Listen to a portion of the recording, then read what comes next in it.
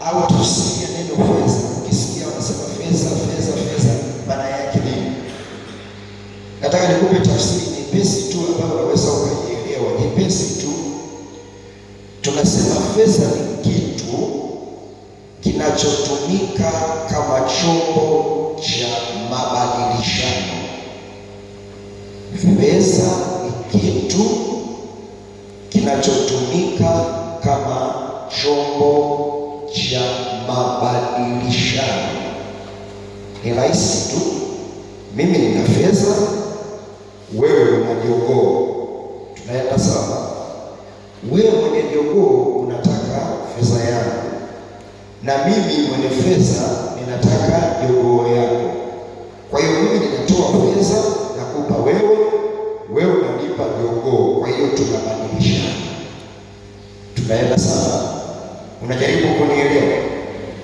Kama tuna uwezo wa kubadilishana kwa namna hiyo, maana yake hii fedha tunayoiita fedha ni njia mojawapo, tena ni njia ya muhimu sana inayotumika kuendesha maisha yetu kila siku. Tunaenda sawa? Na ndio maana usipokuwa na fedha huwezi kuyaendesha maisha yako. Kila inapoitwa leo unahitaji fedha. Tunaenda sawa? Hana namna unasema jana nilikuwa na fedha inatosha. Hapana. Kila siku unahitaji fedha ili uwe na uwezo wa kuyaendesha maisha yako unavyotaka. Ukweli ni kwamba kuna maisha ambayo yamefichika ndani ya fedha, ambayo huwezi kuyapata eneo lolote lile isipokuwa ndani ya fedha. Kwa hiyo ndani ya fedha kuna maisha yaliyofichika. Ukitaka kuyaona hayo maisha, lazima uwe nayo fedha.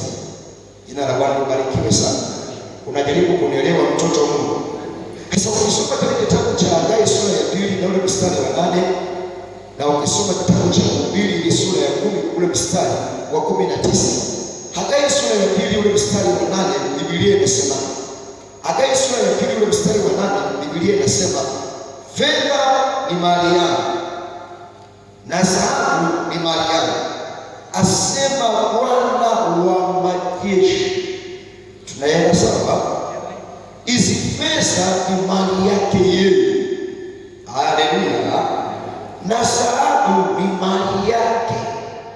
Kama fedha ni mali ya Mungu na dhahabu ni mali ya Mungu, uwe na uhakika chochote kinachotoka kwa Mungu ni kizuri.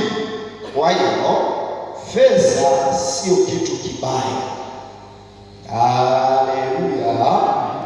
Kwa nini fedha sio kitu kibaya? Kwa sababu fedha inatoka kwa Mungu. Bwana Yesu asifiwe sana. Unajaribu kuelewa, mtoto wa Mungu? Angalia kile kitabu cha Mithali ile sura ya 10 na ule mstari wa 19. Mhubiri ile sura ya 10 ule mstari wa 19. Anasema hivi, karamu hufanywa kwa ajili ya kicheko, na divai huyafurahisha maisha, na fedha huleta jawabu la mambo yote. Angalia vizuri hapa, anaongea mambo makubwa matatu. Ameongea kwa habari ya karamu. Anaposema karamu, hasemi kalamu. Kuna tofauti kati ya karamu na kalamu. Ile wanayotumia kule wanafunzi shuleni inaitwa kalamu, ina L, kalamu. Lakini kinachozungumzwa hapa ina R, karamu. Neno karamu maana yake ni sherehe. Kwa wanaposema karamu hufanywa kwa ajili ya kicheko, maana yake sherehe iko pale kwa ajili ya kicheko. Na ndio maana hakunaga mtu anayeenda kwenye sherehe amenuna. Ukiona mtu ameenda kwenye sherehe amenuna, huyo mtu ana matatizo mazito. Tunaenda sawa? Bwana Yesu asifiwe sana. Wakati mimi ninaomba siku ya harusi yangu, nilikuwa ni mtu ambaye uko busy unafanya maombi tu. Mke wangu akanitazama, alafu akaninong'oneza, akaniambia, unajua una siku tu ya leo ya kufurahi, hili ni tukio letu muhimu. Mume wangu, ni kweli unaomba, sawa, sijakataa, lakini siku ya leo unatakiwa kufurahi sana. Mimi nikaa kabisa, tunaendelea kuomba. Ilipofika wakati wa kwenda ukumbini, akanikumbusha tena, akaniambia siku ya leo ni siku ya muhimu mno, kwa hiyo unatakiwa kufurahi mume wangu. Nikamwambia macho yangu akafunguka, nikasema okay, sawa, basi utaona mimi na wewe nani ambaye leo ana furaha huko ukumbini. Wakati MC anasema tusubiri hawa watu wa harusi waingie, unajua mimi ni mtu ambaye hata step sijui, siwezi, sielewi, lakini mke wangu aliponiambia leo ni siku muhimu kwetu, tunahitaji kufurahi. MC alipoturuhusu tuingie ukumbini, unajua kwanza nilipoingia nikaanza kucheza ovyo tu, ili mradi tu ni furaha. Haleluya! Yaani mpaka nafika kule mbele narukaruka tu, anageukia huku narukaruka, naenda hivi. Sasa tunasema huyu ni mwana wa nani? Ni mwana wa Eliakimu. Haya, leo wamechangamka namna hii. Kwa leo ni siku muhimu. Na wenyewe wakaongea uongo, wakaanza kucheza pamoja na mimi. Sasa unaponiiga mimi sieleweki. Mbona naenda huku na kuja mbele? Na yaani sielewi, nacheza kichina wala Kihindi sieleweki. Lakini lengo langu nitimize ili neno linasema karamu hufanywa kwa ajili yake. Jambo la pili nasema na divai huyafurahisha maisha. Na jambo la tatu anasema na fedha huleta jawabu la mambo yote. Sasa unisikilize, anasema fedha huleta jawabu, hajasema fedha ni jawabu. Fedha huleta jawabu. Kwa hiyo fedha ni chombo cha kubeba majawabu. Bwana Yesu asifiwe sana. Unajaribu kunielewa? Kama fedha ni chombo cha kubeba majawabu, ni mapenzi ya Mungu kila mtu awe na fedha za kutosha. Jina la Bwana libarikiwe sana. Ukisoma kile kitabu cha Waebrania ile sura ya 13 ule mstari wa 5 utakuja kugundua hivi, kuna tofauti kubwa sana kati ya kupenda fedha na kuwa na fedha. Alichokikataza Mungu sio kuwa na fedha. Alichokikataza Mungu ni kupenda fedha, kwa sababu kupenda fedha ni shina la mabaya ya kila aina. Kwa hiyo Mungu ametukataza kupenda fedha, ila anataka tuwe na fedha. Mgeukie mwenzio mwambie kuna tofauti. Mgeukie mwenzio mwambie kuna tofauti kati ya kupenda fedha na kuwa na fedha. Alafu mwambie Mungu amekukataza kupenda fedha, lakini hajakukataza kuwa na fedha. Kwa hiyo Mungu anataka uwe na fedha. Haleluya, haleluya. Mshike mwenzio mkono, mwambie kila mtu ana fedha, tunapishana viwango. Hata mimi ninazo, usinitarabishe mjini. Haleluya, jina la Bwana libarikiwe sana. Sasa nikwambie kitu cha ajabu. Hivi una habari, unaweza ukafululiza aina fulani ya chakula kikakuchosha. Yaani unakula tu wali marage Jumatatu, wali marage Jumanne, wali marage. Ukifululiza siku 3 umeshachoka. Unajisikia kama vile wali marage unanikinai. Tunaenda sawa, unakuchosha, unakukinai. Lakini pesa haijawahi kuchosha mtu. Bwana Yesu asifiwe sana. Lakini pia hakuna mtu ambaye anasema anajisikia hali ya kukinaika. Yaani pesa inanikinai bwana, isiongezeke. Hakuna mtu wa namna hiyo. Lakini pia pesa haijawahi kutosha. Ukipata milioni 8 unasema yaani ingekuwa milioni 10 angalau ningemshukuru Mungu.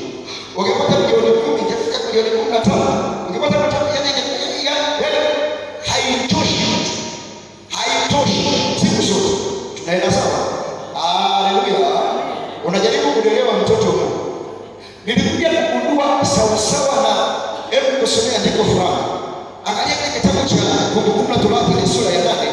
mstari wa 13.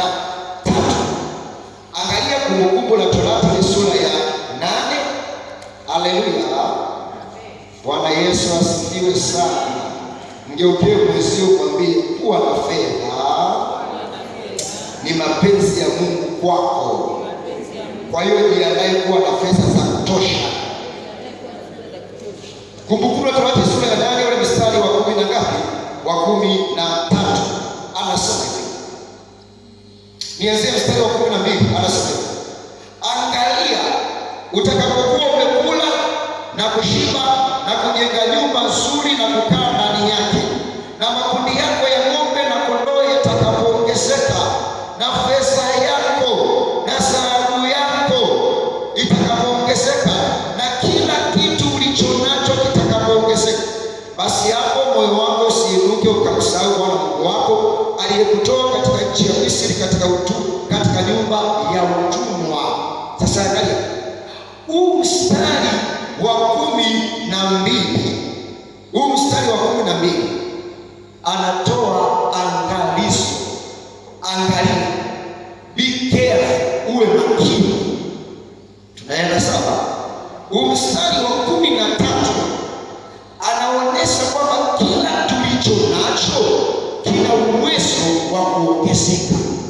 Ng'ombe zinaweza kuongezeka. Kwa hiyo kama unafuga ng'ombe ziongezeke, kuna tatizo ile ya furaha. Kuku zinaweza kuongezeka, kondoo zinaweza kuongezeka. Mali inatakiwa kuongezeka. Na hapa anasema na fedha yako na dhahabu yako. Kwa hiyo fedha inaweza kuongezeka. Okay. Chochote chenye tabia ya kuongezeka kina tabia ya kupungua pia. Tunaenda sawa?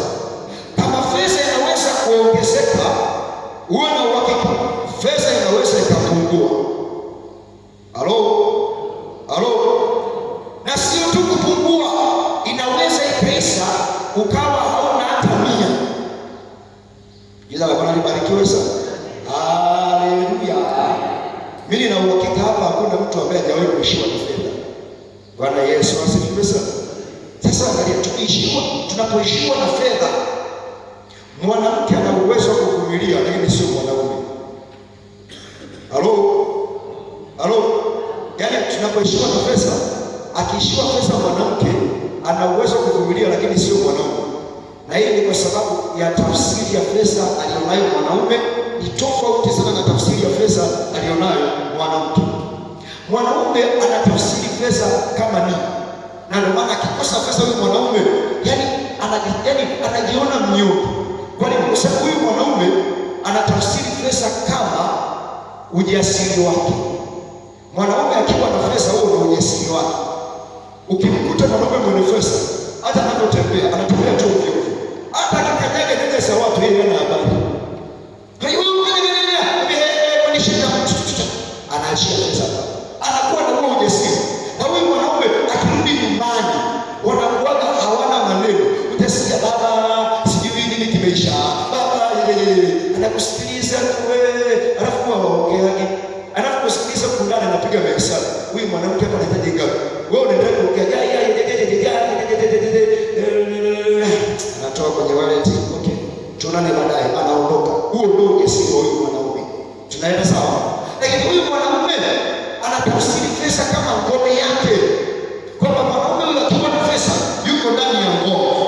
Tunaenda sawa? Akiwa hana pesa hayuko ndani ya hiyo ngome. Ukiwa ndani ya ngome, wewe una ulinzi. Kwa hiyo pesa ni ulinzi. Halo? Bwana Yesu asifiwe sana. Unajaribu kunielewa mtoto wa Mungu? Sasa kama pesa waga inaisha, kuna kitu ambacho Roho Mtakatifu alikuwa ananifundisha na nikaanza kukielewa. Kuna kuishiwa fedha kwa sababu ya uzembe tulionao sisi. Tunaenda sawa na matumizi yetu sisi. Lakini pia kuna kuishiwa fedha kunakotokana na ulimwengu wa roho. Kwenye ulimwengu wa roho kuna aina ya roho ambazo kazi yake ni kuiba pesa za mtu, na ndio maana kuna watu wana wanauza sana ila hawaoni fedha. Halo, yaani mtu yuko busy dukani anauza wewe, anauza wewe, ikifika jioni kuna 1500. Sikine simeenda wapi? Yaani hajielewi. Kuna hizo roho, ulimwengu wa roho. Kazi yake ni kuiba fedha yako. Yaani zinaiba. Na kuna wakati mwingine unashangaa kwenye eneo ambalo unahifadhi pesa, ghafla anapita panya. Hapo unasema ni panya tu, wala haina shida. Kumbe wewe panya nyuma yake kuna spirit, kuna roho ambayo wewe hujaiona. Kazi yake ni kuiba fedha. Na kuna watu wengine pia wana uwezo wa kuvuta fedha za wenzao. Kwa namna gani? Kwa namna hii anaweza kuja kwako kuomba change. Kumbe nyuma ya yule mtu kuna hiyo roho. Anaomba change. Ukimpa tu hiyo change, jioni unapofanya mahesabu hakuna pesa. Bwana Yesu asifiwe sana. Haleluya. Nimekutana na mtu mmoja ambaye anatatizwa namna hii. Nikaomba na Mungu akamfungua akamweka huko. Kuna hizo roho zinaitwa roho za chumawete. Zinaiba pesa za watu kwenye maduka, kwenye maofisi, maeneo mbalimbali zinaiba. Haleluya. Ni aina ya uchawi ambao unatumika sana. Watu wanatumia uchawi kama hiyo kuiba hela za watu. Bwana Yesu asifiwe sana. Lakini pia roho za namna hii, ndio roho ambazo zinazuia fedha ya mtu asiipate. Yaani mtu anaweza kukaa dukani mpaka jioni na kuja asubuhi. Jioni hajauza hata 100. Tunaenda sawa? Siku ya kwanza utajitia moyo, utasema ni siku tu ya kwanza. Unashangaa na siku ya pili hujauza hata 100. Siku ya tatu, siku ya 4 ngeukie mwisho, mwambie stuka. Bwana Yesu asifiwe sana. Kuna hizo roho zinazuia pesa ya mtu isiende dukani, asipate. Kwa sababu shetani anajua ukipata pesa maisha yako yatabadilika. Haleluya. Bwana Yesu asifiwe sana. Nimekuombea katika jina la Yesu. Yoyote aliyeiba pesa yako, ametaka, hajataka, lazima arudishe katika jina la Yesu. Haleluya. Jina la Bwana libarikiwe sana. Hata unisikilize. Pesa kama pesa ina uwezo wa kujenga urafiki na mtu. Tunaenda sawa? Lakini pia pesa ina uwezo wa kujenga uadui na mtu.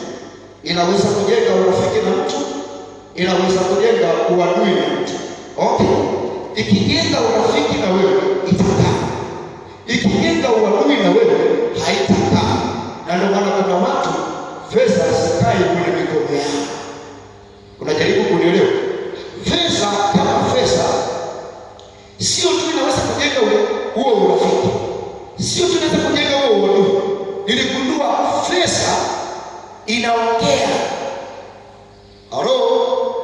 Na kama pesa inaongea, pesa ina sauti. Unaweza ukasikia sauti ya pesa ikiwa mfukoni. Wakati unatembea namna hii, pesa inaweza ikakusemesha ikiwa mfukoni. Inakwambia usitembee haraka. Umesikia harufu ya wale kwa mama ntilie. Hiyo harufu ya wale umesikia. Na wewe unaongea na ile pesa. Nimesikia. Okay, hapo kabla hujaenda mbali, geuza kona, pita kwa mama ntilie kwanza, kale ule wala. Ile ni sauti ya fedha. Haleluya. Ina uwezo wa kuongea. Wanawake wanajiwaga. Wanawake wengi sana wakikosa pesa huwa hawakatizi masokoni, hawapiti. Wanajua pesa zao huwa zinawasemesha. Akikatiza mali kwenye nguo na una pesa, inakusemesha wewe kama unavyotembea, nakwambia usiwe na haraka. Unaona zile sukuna, usiwe na haraka. Unaona kile kikoi, umeona na kile, wewe unajikuta unarudi nyumbani na vitu tunaenda sawa, alafu unajirumisha wewe. Yaani mimi sikutaka, sio kwamba ukutaka, pesa yako ndio ilitaka.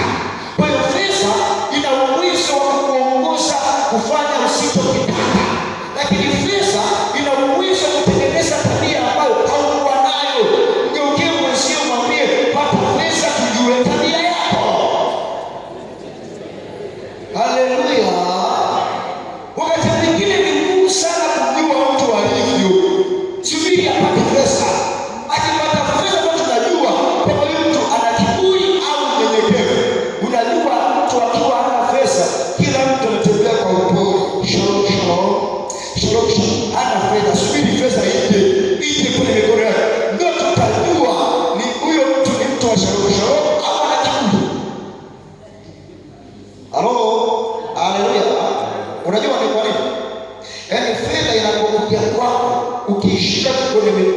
kwenye mikono inakufunua wewe katika uhalisia wako.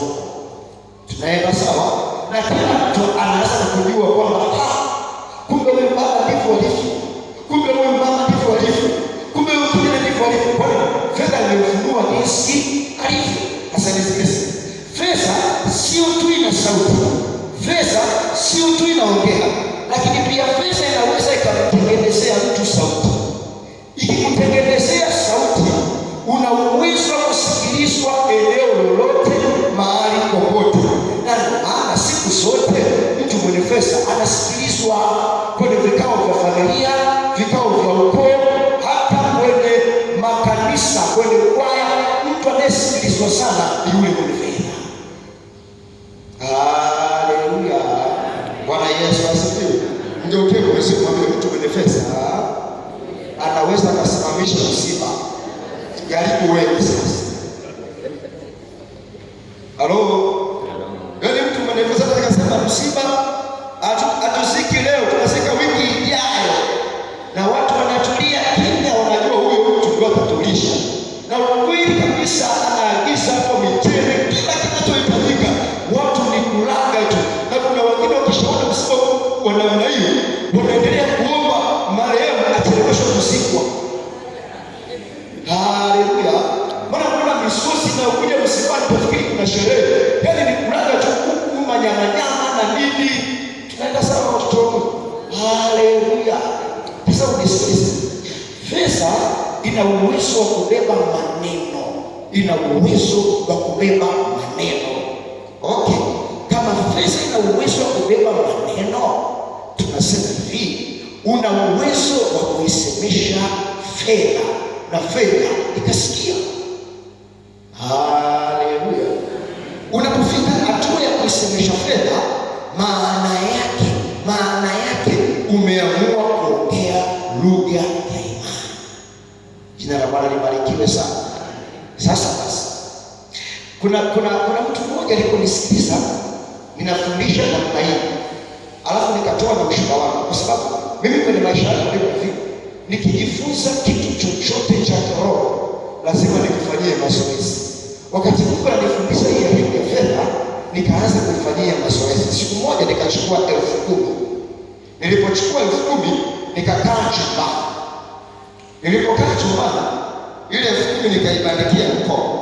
Tunaenda sawa? Nikasema leo nataka niisemeshe fedha, alafu nione matokeo yake. Jina la Bwana libarikiwe sana. Nikaibandikia ile 10,000 mikono, alafu nikasema wewe fedha, wewe najua unasikia, nenda kawaambie wenzio mahali popote walipo, mtumishi Edison anawahitaji katika jina la Yesu. Nikachukua ile 10,000 nikaweka mfukoni. Tunaenda sawa? Okay, angalia kilichotokea.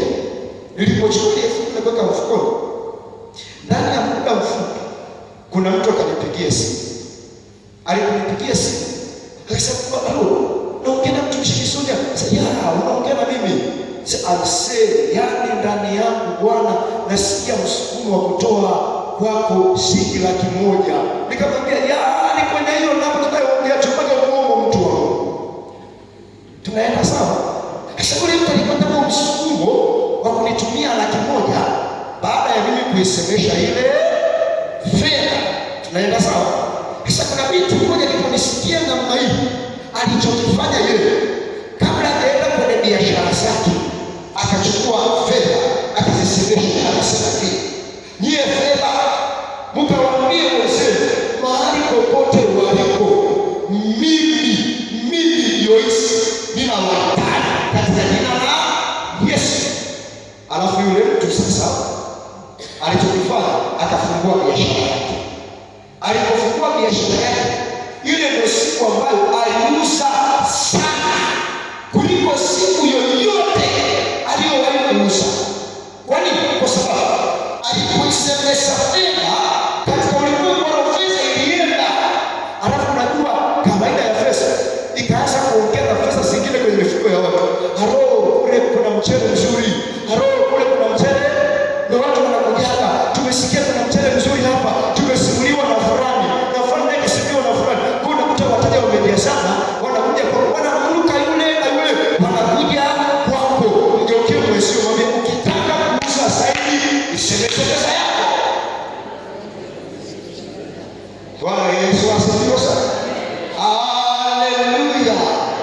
Unajaribu kunielewa mtoto wangu?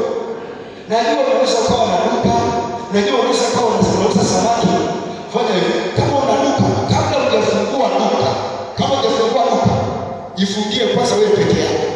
Chukua noti yoyote ile, iwe ni 1,000 au ni 2,000 au ni 5,000 au ni 10,000. Kama hujafungua duka, ibandikie mikono.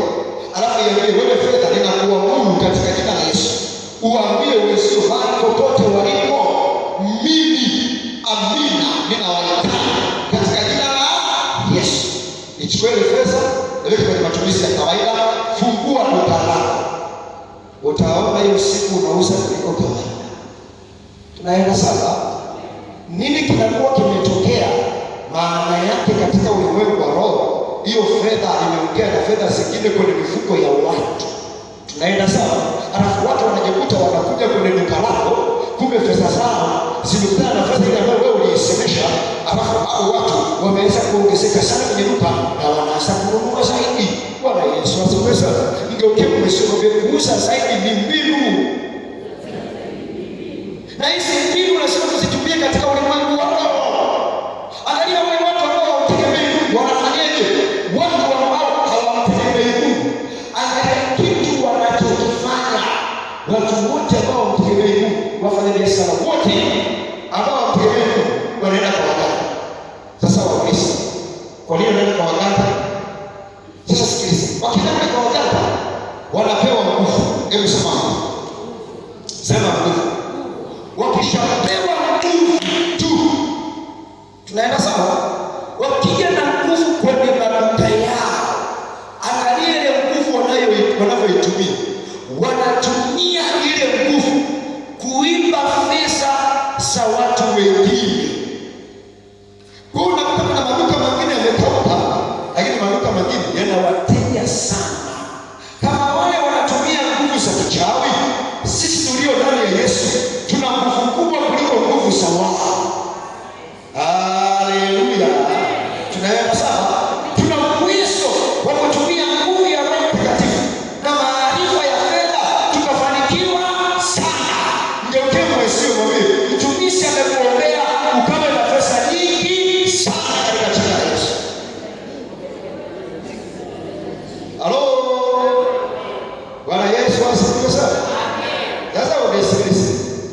Kuna uhusiano kati ya fedha na mikono. Haleluya. Unajua kuna watu ambao wanasema, yaani mimi mikono yangu ikiniwasha Bwana. Yaani ikiniwasha mikono yangu mimi nyinyi. Yaani ikiniwasha na ingiza pesa nitokee mwezi wa tano naweza kuwasha kuingiza ngapi? Bwana Yesu asifiwe sana. Kuna wengine mikono yao ikiwasha ndio wanapoteza sana pesa sana kuliko kawaida. Nimekutana na mtu mmoja ambaye yeye mkono wake ukimwasha tu anaingiza pesa nyingi. Kuna uhusiano kati ya mikono na fedha, kwa sababu mikono yako ndio inayohusika kupokea na kutoa fedha. Kwa katika ulimwengu wa roho kuna uhusiano kati ya mikono na fedha. Tunaenda sawa? Kwa mikono ni lango kubwa sana la kupitisha fedha. Lakini pia usisahau kuna uhusiano mkubwa sana kati ya fedha na akili. Ukitaka kupata fedha lazima utumie akili. Haleluya. Siku zote ukiona mtu amepata fedha, uwe na uhakika kupata fedha ni matokeo ya matumizi ya akili. Kwa unatumia akili unatafuta, unatumia akili unapata. Lakini pia una uwezo wa kutumia akili hiyo hiyo ukatunza pesa ulizozipata na ukazikusanya. Na unaweza kutumia akili hiyo hiyo ukawa na akiba ya fedha. Jina la Bwana libarikiwe sana. Haleluya. Lakini pia usisahau kuna uhusiano mkubwa sana kati ya wazo na fedha. Tunajuaga kwamba pesa yoyote ile ndani yake ina uwezo wa kukupa wazo, lakini ni hatari sana mtu akasubiri apate fedha ndio apate mawazo. Ni hatari. Tunasema tafuta kwanza wazo kabla ya kupata fedha, ili fedha ikija nini? Kwa sababu fedha ina kawaida moja, inapokuja kwako, lengo la hiyo fedha inataka aidha ikutawale au wewe uitawale. Hiyo ndio kawaida ya fedha. Yaani inapokuja kwako inataka aidha wewe uitawale au yenyewe ikutawala. Kwa usipojua kuitawala, itakutawala, itakuendesha. Ili uitawale lazima uwe na wazo. Naomba tusimame. Bwana Yesu asifiwe. Mtoto wa Mungu anajaribu kuelewa au kuacha mahali. Bwana Yesu asifiwe sana. Nataka tuombe hapa. Tunaenda sawa? Unifuatishe na maneno, alafu nitakuacha uombe. Najua hautaomba kawaida, utakuwa na hasira. Hasira ya namna gani? Kuna pesa nyingi sana zimezuiliwa kwenye maisha yako, nyingi mno, na zingine zimeibiwa. Tunaenda sawa? Bwana Yesu asifiwe. Leo nataka tudili na pesa zilizoibiwa na fedha zilizozuiliwa, tudili kuanzia hapo. Nyosha mkono, sema katika jina la Yesu. Bwana Yesu, nakushukuru kwa maarifa ulionipa kwa habari ya fedha. Asante kuweka neema ndani yangu. Asante kuweka neema juu yangu. Asante kuweka